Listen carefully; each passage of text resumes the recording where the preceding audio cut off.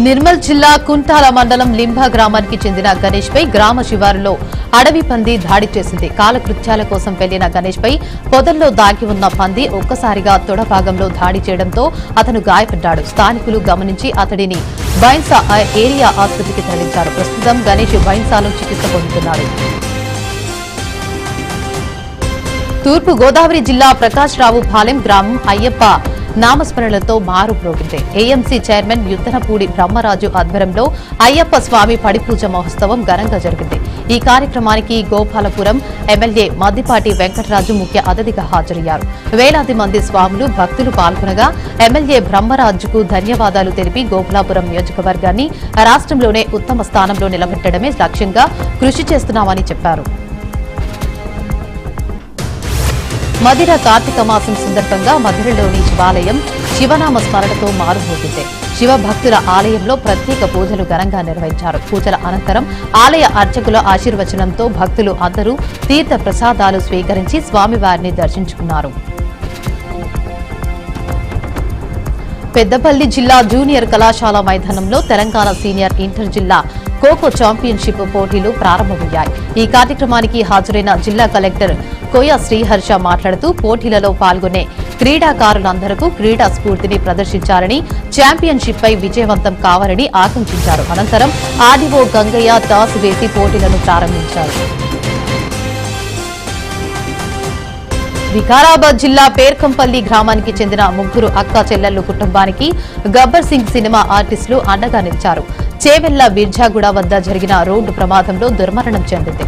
ఈ నటులు పేర్కంపల్లి గ్రామానికి వెళ్లి బాధిత కుటుంబ పెద్ద ఎల్లయ్య గౌడ్ను పరామర్శించి ధైర్యం చెప్పారు. మీకు మేము అండగా ఉన్నాం, మా వంతు సహాయం అందిస్తామని వారు హామీ ఇచ్చారు. బాపట్ల జిల్లా మోంతా తుఫాన్ కారణంగా మూసివేసిన సూర్యలంక బీచ్ గేట్లు ఉన్నతాధికారులు ఆదేశాల మేరకు ఎట్టకేలకు తెరుచుకున్నాయి. కార్తీక మాసం దృష్ట్యా భక్తులు, పర్యాటకులు అధిక సంఖ్యలో వచ్చే అవకాశం ఉంది. తుఫాన్ వలన సముద్రంలో ఏర్పడిన గుంతలను గజ ఈతగాళ్లతో పరిశీలించి తర్వాతే అనుమతి ఇచ్చామని రూరల్ సీఐ శ్రీనివాసరావు తెలిపారు. పర్యాటకులు, భక్తులు ఎర్ర జెండాను దాటి లోపలికి వెళ్లరాదని, లోతుకు వెళ్లకుండా సురక్షితంగా స్నానాలు ఆచరించాలని ఆయన గట్టిగా సూచించారు. నాగారం సత్యనారాయణ కాలనీలో మద్యం దుకాణం ఏర్పాటుపై స్థానికులు అభ్యంతరాల నేపథ్యంలో వైన్స్ యజమాని పవన్ రెడ్డి సమావేశం నిర్వహించారు. ప్రభుత్వ టెండర్ డ్రా ద్వారా ఎంపికయ్యామని, ఎక్సైజ్ శాఖ నిబంధనల ప్రకారమే అన్ని అనుమతులతో షాప్ను ఏర్పాటు చేస్తున్నామని ఆయన తెలిపారు. కాలనీ వాసుల షరతులు అంగీకరించామని, ట్రాఫిక్ ఇబ్బందులు లేకుండా సెక్యూరిటీ గార్డులు, దుకాణం చుట్టూ ప్రహరీ, సీసీ కెమెరాలు ఏర్పాటు చేస్తున్నామని, ప్రజలకు ఇబ్బంది కలగకుండా అన్ని జాగ్రత్తలు తీసుకుంటామని పవన్ రెడ్డి స్పష్టం చేశారు.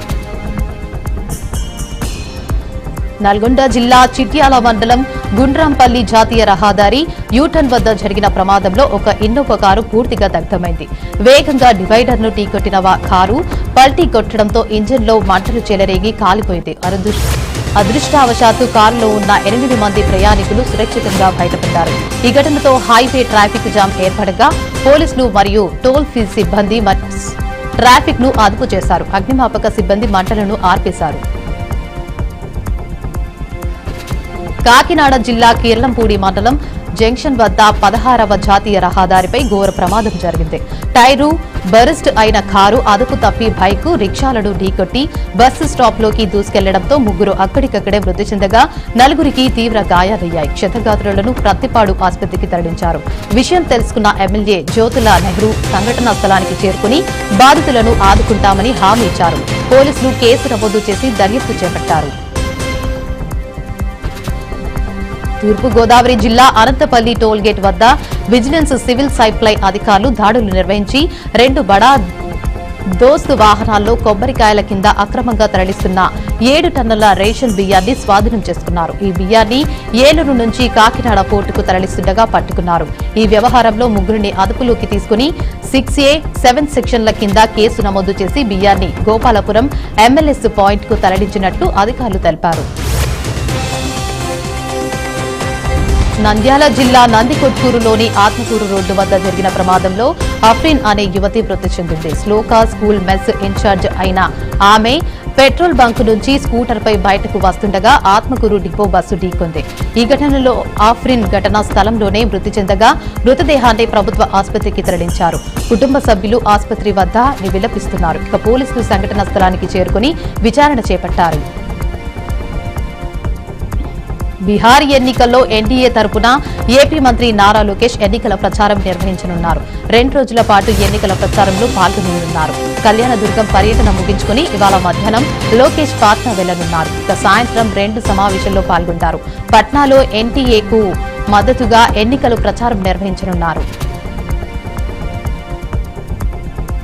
అమరావతి అడవి తల్లి బాట పనుల్లో ఆలసత్వం తగదని ఉప ముఖ్యమంత్రి పవన్ కళ్యాణ్ అధికారులను ఆదేశించారు. మంగళగిరిలో పంచాయతీరాజ్ గ్రామీణాభివృద్ది శాఖ అధికారులతో సమీక్షించిన ఆయన 1158 కోట్ల నిధులు అందుబాటులో ఉన్నా పురోగతి లేకపోవడంపై అసంతృప్తి వ్యక్తం చేశారు. 761 గిరిజన గ్రామాలను అనుసంధానించాలనే 662 రహదారుల పనులను వేగంగా పూర్తి చేయాలని, అటవీ శాఖ అభ్యంతరాలు వంటి సమస్యలను తక్షణమే పరిష్కరించాలని ఆయన ఆదేశించారు. తెలంగాణ సీఎం రేవంత్ రెడ్డికి ప్రధాని నరేంద్ర మోదీ పుట్టినరోజు శుభాకాంక్షలు తెలిపారు. రేవంత్ రెడ్డి ఆయురారోగ్యాలతో ఉండాలని ఆకాంక్షించారు. ఈ మేరకు ఆయన ఎక్స్ వేదికగా పోస్ట్ చేశారు. ఇక ఏపీ సీఎం చంద్రబాబు, పశ్చిమ బెంగాల్ ముఖ్యమంత్రి మమతా బెనర్జీ కూడా తెలంగాణ సీఎంకు పుట్టినరోజు శుభాకాంక్షలు తెలియజేశారు. భారత స్టార్ పేసర్ జస్ప్రీత్ బుమ్రా ఓ భారీ రికార్డుపై కాటేశాడు.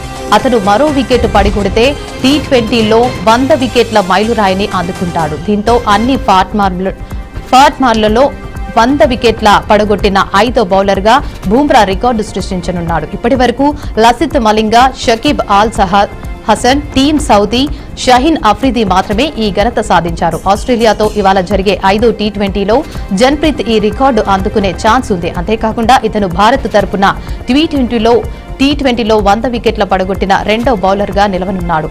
హర్ష్దీప్ సింగ్ ఇప్పటికే ఈ రికార్డు సాధించాడు.